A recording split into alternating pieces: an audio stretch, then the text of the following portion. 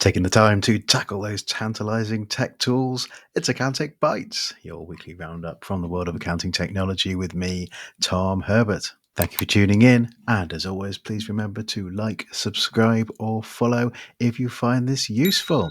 Now, for full transparency, I'm recording this on a Tuesday rather than the normal Wednesday because Accounting Excellence Awards tonight, and I would struggle to record and edit this video on the train back.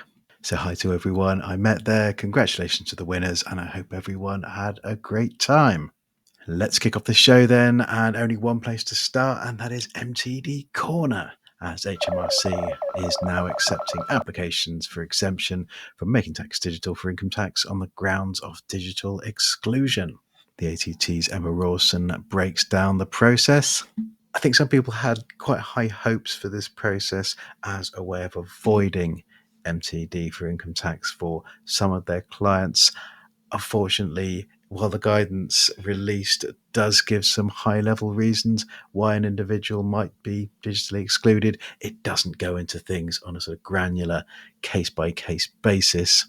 The guidance does state that HMRC will not accept applications for digital exclusion if the only reason is one of the following. They filed a paper return, they're unfamiliar with accounting software, they've got a small number of digital records to create each tax year, and it will take extra time or cost for them to sign up and use MTD-IT. Interesting. So while we do have high-level guidelines, we don't quite know how rigidly they're going to be applied. So Emma's advice is to get going on the process as quickly as possible and cut out some of that uncertainty ahead of April 2026. Here's the actual guidance page, a link to which you can find in the notes to this video, along with all the other stories. Sticking with MTD and our very own Accountability Club, and Jake Smith rounds up all the burning questions that were asked to our experts in September's webinar. So these range from, is there any chance it will be scrapped altogether? Not likely.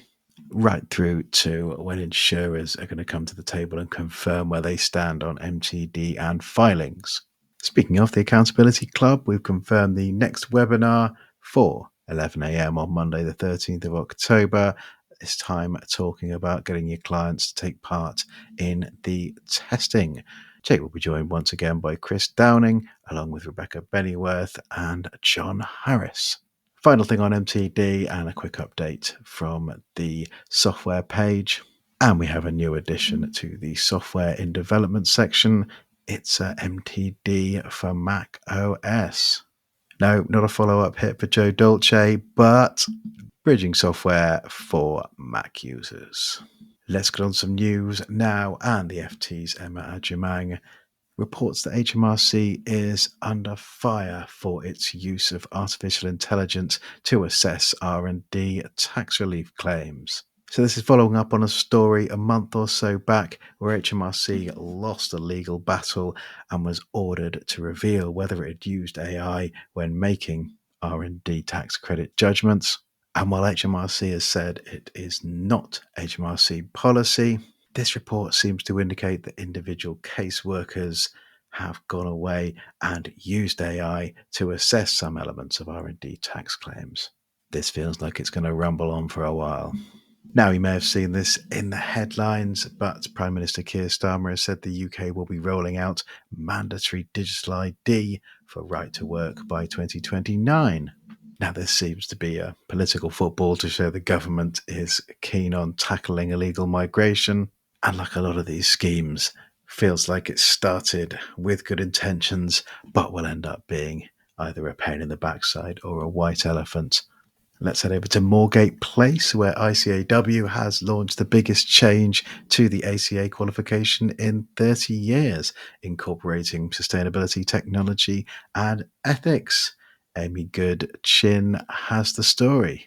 Let's hear about some new technology now, and AI finance platform Light has raised $30 million in Series A funding as it targets the replacement of what it's calling legacy finance systems.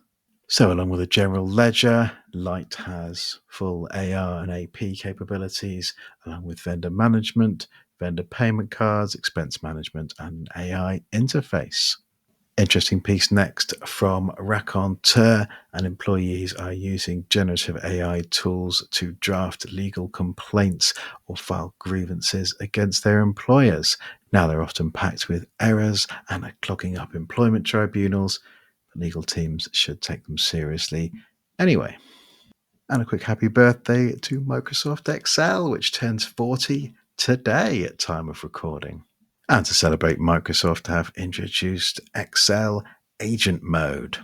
So Microsoft 365 users with a Copilot license can ask Excel to perform a series of tasks with one prompt. Get ready to feel a little bit sick. Instead of vibe coding, they're calling it vibe working. So examples of prompts you can use in agent mode for Excel include create a monthly close report for a bike shop business, build a loan calculator that computes monthly payments based on user inputs, and create a monthly household budget tracker with categories. UNW's Alistair Wilson's had a go and he's quite excited. Alistair's quick test involves building an EMI valuation and a RDEC 7-step calculation. Here it is. And Alistair has also written a piece for us on how to use existing tools in the Microsoft ecosystem to make your engagement letters more intelligent, should I say, more artificially intelligent. Quick podcast update, and to round off the first series of his Progressive Firm podcast, our deputy editor Matt Ord profiled the rise of Wilson Partners, talking about recruitment, M&A, branding, and tech.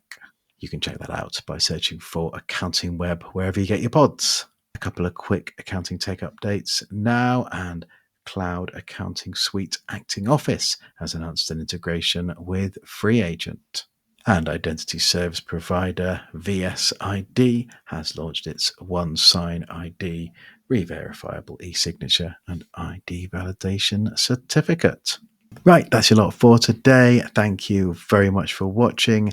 As always, please remember to like, subscribe, or follow. And if you'd like to keep up to date with the fast-moving world of accounting technology, why not sign up for my weekly email? Pop your address in the box, hit the yellow button, and every Thursday morning, an accounting technology update will drop. I'll be back next week with another video. Thanks for watching. Bye for now.